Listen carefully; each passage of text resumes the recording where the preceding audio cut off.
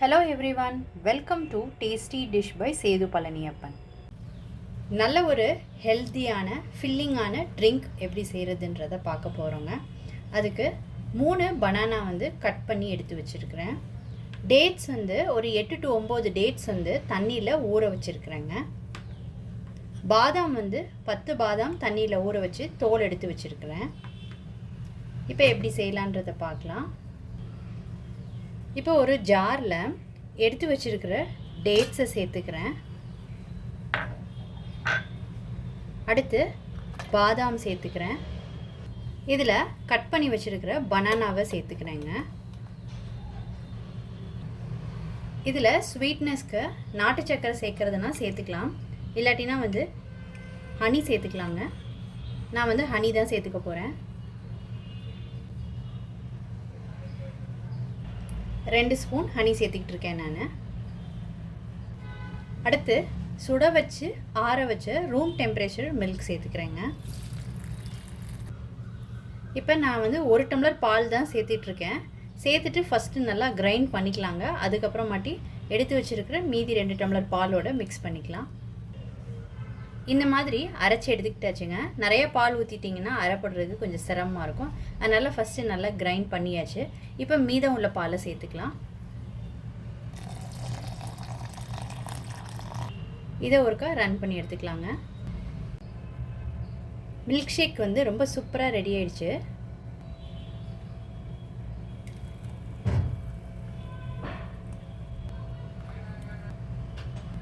இப்போ பாதாம் topping போட்டுக்கிறேங்க.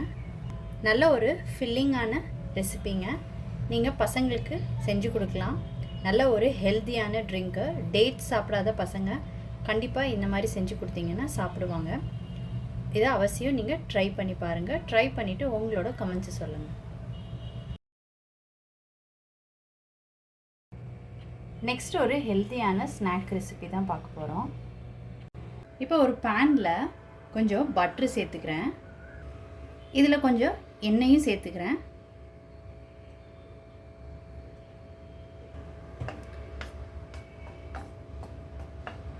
Butter நல்லா உருகட்டும்.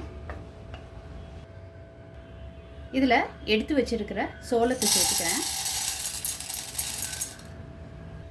இதில் ஒரு 1/4 டீஸ்பூன் மஞ்சள் தூள் சேர்த்துக்கிறேன். இதை கலந்து விட்டுக்கோங்க.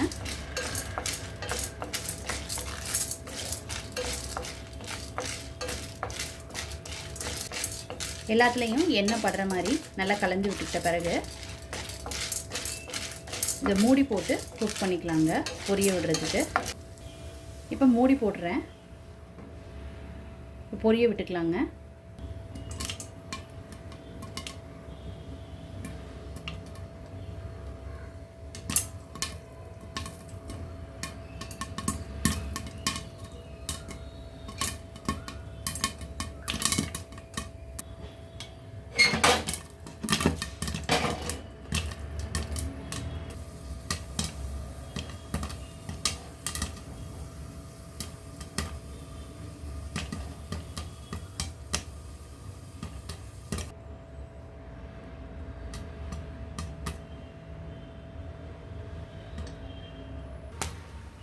ரொம்ப சூப்பராக popcorn ready ஆகிடுச்சுங்க.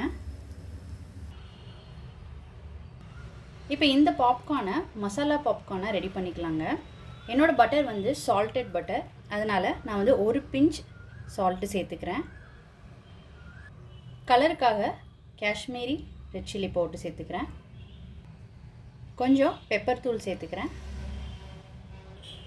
Chat masala powder கொஞ்சம் சேர்த்துக்கிறேன். இப்போ இது எல்லாத்தையும் நல்லா கலந்து விட்டுக்கலாம்.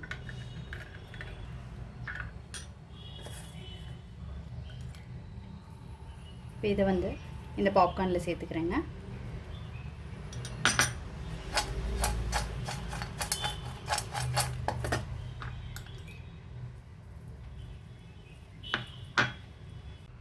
மசாலா பாப்கார்ன் ரொம்ப சூப்பராக ரெடி ஆயிடுச்சுங்க. நீங்களும் இந்த மாதிரி ட்ரை பண்ணி பாருங்கள். பாப்கார்னை பொரிச்சதுக்கப்புறம் ப்ளெயினாக எடுத்தோம்ல, அதுதான் சால்டட் பாப்கார்னுங்க. அப்புறம் மசாலாலாம் மிக்ஸ் பண்ணது மசாலா பாப்கார்னு. நீங்கள் இந்த 2 ரெசிபியும் ட்ரை பண்ணி பாருங்கள். 250 கிராம் கேரட் எடுத்துருக்கிறேன். கேரட்டை தோல் சீவிட்டு துருவி எடுத்துக்கலாம். இப்போ ஒரு பேனில் 1 ஸ்பூன் நெய் சேர்த்துக்கிறேன். நெய்யில் முந்திரி பருப்பை வறுத்து எடுத்துக்கலாம்.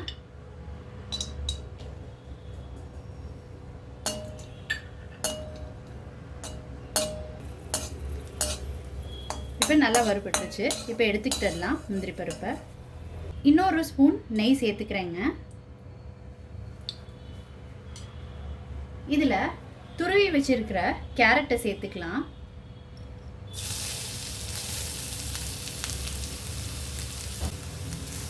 கேரட்டில் உள்ள பச்சை வாடை போகிற அளவுக்கு வதக்கிக்கலாங்க.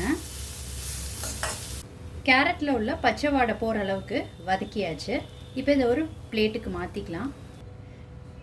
இப்போ இதை ஒரு பிளேட்டுக்கு மாற்றியாச்சுங்க. இது கொஞ்சம் நேரம் ஆறட்டும். இப்போ ஒரு அடிகனமான பாத்திரம் எடுத்துருக்குறேங்க. இதில் 1/2 லிட்டர் பால் சேர்த்துக்கிறேன்.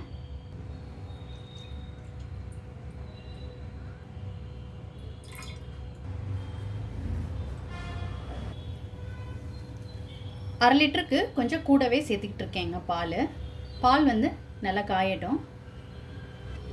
இந்த பால் ஏற்கனவே காய்ச்சி ஆற வச்ச பால் தாங்க. ஒரு கொதி வரட்டும்.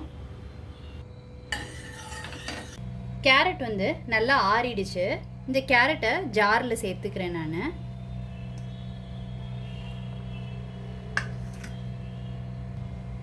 இந்த கேரட்டோட ஊற வச்சு தோல் உரிச்ச பாதாம் சேர்த்துக்கிறேங்க. அடுத்து முந்திரி பருப்பும் ஊற வச்சுருந்தேங்க, அதையும் சேர்த்துக்கிறேன். இதில் ஒரு 1/4 டம்ளர் பால் சேர்த்துட்டு நல்லா ஃபைனாக அரைச்சி எடுத்துக்கலாங்க. நல்லா ஃபைன் பேஸ்ட்டாக இந்த மாதிரி அரைச்சி எடுத்துக்கிட்டாச்சு. பால் நல்லா திக்காய் கொதிச்சிட்ருக்குங்க. இந்த பாலில் அரைச்ச கேரட் விழுதை சேர்த்துக்கிறேன். இது எல்லாத்தையும் ஒன்று சேர்த்து நல்லா கலந்து விட்டுக்கலாம்.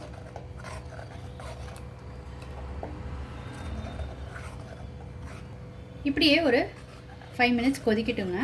பாலும் கேரட்டும் நல்லா மிக்ஸ் ஆகட்டும்.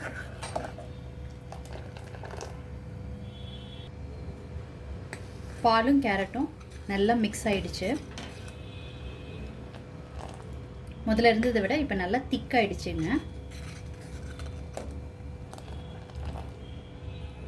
இப்போ இதில் சர்க்கரை சேர்த்துக்கிறேன். உங்கள் ஸ்வீட்டுக்கு ஏற்ப, கேரட்டோட ஸ்வீட்டுக்கு ஏற்ப பார்த்து சேர்த்துக்கோங்க. இது நல்லா கலந்து விட்டுக்கலாம்.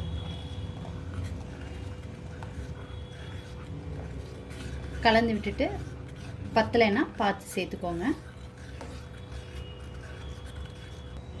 ஏலக்காய் தூள் கொஞ்சம் சேர்த்துக்கிறேன்.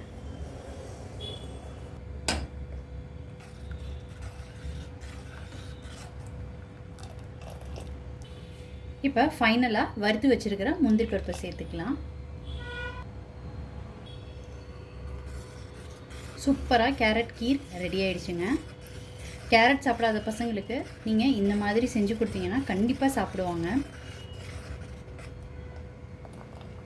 நட்ஸ் எல்லாம் போட்டிருக்கிறதுனால நல்ல ஒரு ஹெல்த்தியானதுங்க.